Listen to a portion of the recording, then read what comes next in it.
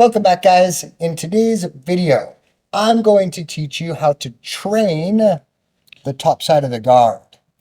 So when we talk about the top side of the guard, we want to obviously pass the guard, but it's not just as simple as passing the guard. There's also some threat that presents itself in the way before we look to pass the guard. The person under you might look to sweep you. They might look to submit you.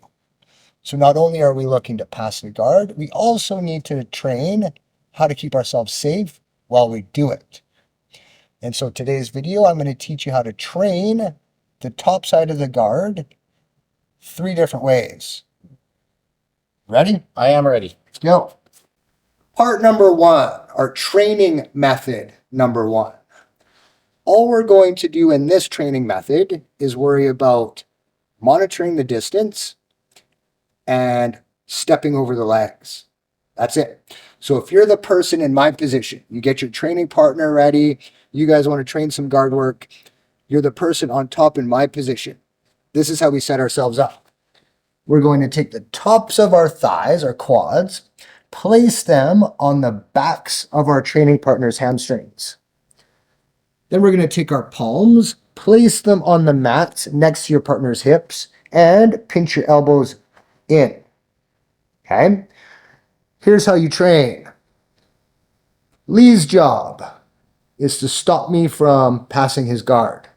So training method number 1, he cannot submit or sweep. All he's doing is working on his guard retention. Okay? If you're the person in my position, all you're looking to do is monitor the distance and step over the legs. Okay. Ready? Yes. Let's play. All right.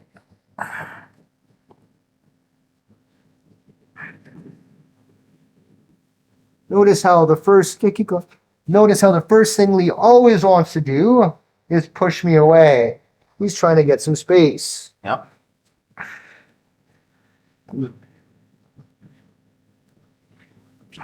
There, I was, yeah. Okay. Sorry. Keep going. Yeah.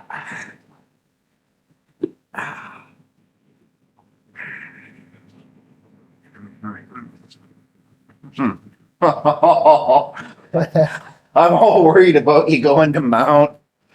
We forgot about the other leg. No. I was like, oh, I don't want that to happen again. Okay. So training method number 1. What happens? As soon as I position myself that close to Lee, he goes and starts to push me away. Yeah. For him to do that, he needs to put his feet on the mats and try to shrimp, try to make some space. Yeah, trying to work myself away. That's my cue to step over the leg. So I'm building some awareness around how he's pushing and moving under me. And when I feel his feet onto the mats, start to climb over those legs. Yeah. So fun game that you can play with your training partner, person on top. All you're doing is looking to climb the legs. Notice how I didn't pass by giving up space and going around Lee's legs. All I was doing is waiting for him to push into me, push into the mats, and step over his legs. You were not crushing me. I mean, you could, but you weren't. Nope. And by going like slow motion and light like that, it allowed me to try and be aware of feeling what's going on too. Yep. And then I would get too focused on one body part, and that's when all of a sudden your leg would appear on the other side. Yep. The other leg would step over. Yeah, you could tell when I was focusing on something. And yep. Mm-hmm. Yep. So the more you do this and use this training method, the better you're going to get on the bottom side, your guard retention. But the top side of the guard, your positioning from the top and your timing on when to climb the legs. We'll start to do this. Training method number 2. Now we give the person on their back some more tools to use. Okay?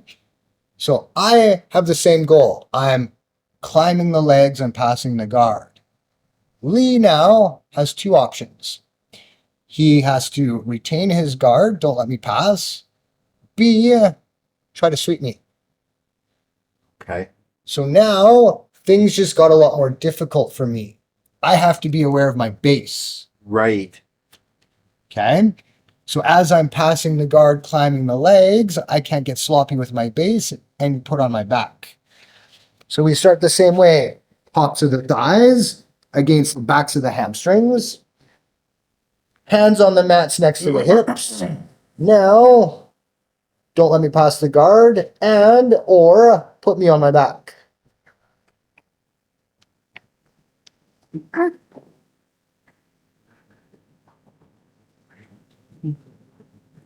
was a good underhook, eh? Yeah. Really super useful. Oh boy. Yeah.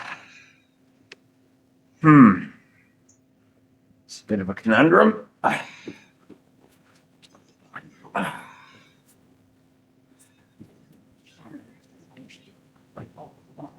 Oh no. Oh no. Oh.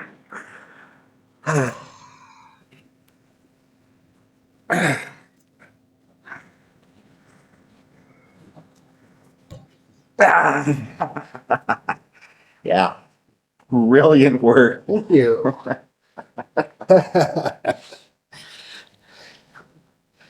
So nothing changed for me. All that changed was I had to be aware that the person under me might try to sweep me, knock me off balance. Okay? Sometimes you're going to fail and you're going to get put on your back. That's fine. Reset your position. Go again. Now, training method number 3. Things get even more difficult for the person on top. We start the same way. Place the top of your thighs against the backs of the hamstrings. Palms into the mats, elbows pinch in. Now, Lee's job. A, don't let me pass the guard. B, put me on my back, sweep me. C, attack. Yeah. Add in the submissions. So here's where, Collar chokes are gonna start trying to happen. yeah. My neck might get threatened. My arms might get threatened. My base might get threatened. So now I'm having to deal with all those threats while looking to climb over the legs. Now, what starts to become more important, okay, go ahead and play. What starts to become more important in training method number 3, keeping your head on their center line.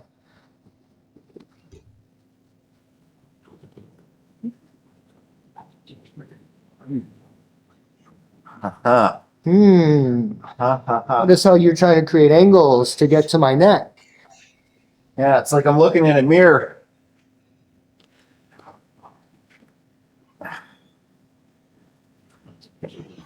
Ah.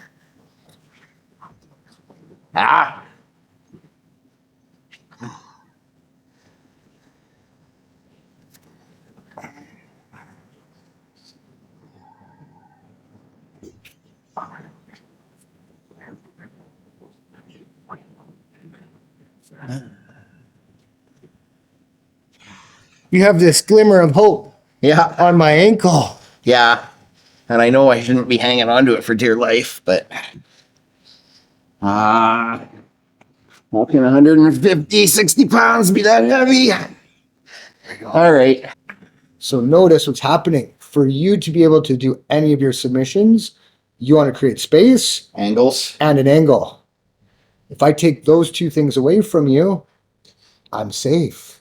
I can move, but I can't finish anything. That's right. And you're putting your hands on my neck, but was it doing anything? I could put pressure on the side of your jaw and make it hurt maybe, but I wasn't getting anywhere near the things I need to close off to make you go to sleep. Yep. So when I was starting to mess with your collar, Yep. you were kind of tucking your chin or shrugging, or what were you? Like, you don't just leave your neck there. No. When you attacked my neck, or when you grab my lapel, go ahead, grab my lapel. Okay. I take my chin. Go ahead, grab my lapel. I take my chin and I put it over top of your first hand. Okay. Go ahead and finish.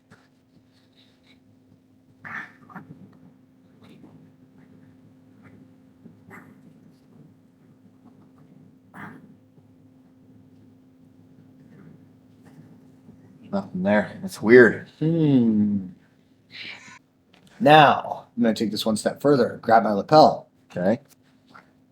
Place your chin over their hand and drive your head forward. Oh. Oh. Why do you want to back up? Because I need space to get that angle, to get the hand in there. Oh. There. Now what? Is there any pressure at all on your neck? Nope. I can have a conversation with you from here. There you go, guys. Training with your partner. Grab your partner. Start in your partner's guard. Add in a little bit more when you feel comfortable. So method number 1, just the guard pass, just the guard retention. Method number 2, the guard pass, the guard retention, and the sweep. Method number 3, the guard pass, retention, sweep, attack.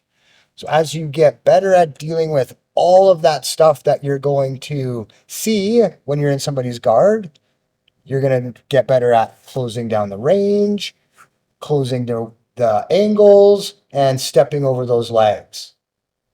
Grab your training partner, work on it, let us know how you do. Thanks, Lee. Thanks, sir. Thanks, guys. Wow. Huh. That's one of those things that's not going to make sense to me for a little while because I was trying to do that very thing months ago during class, and the person under me was like, choke, choke, choke. I was like, I don't know what I'm doing wrong. But okay. Maybe your neck is just super tough. Well, it is. But Okay. See, I got programmer neck, so very soft.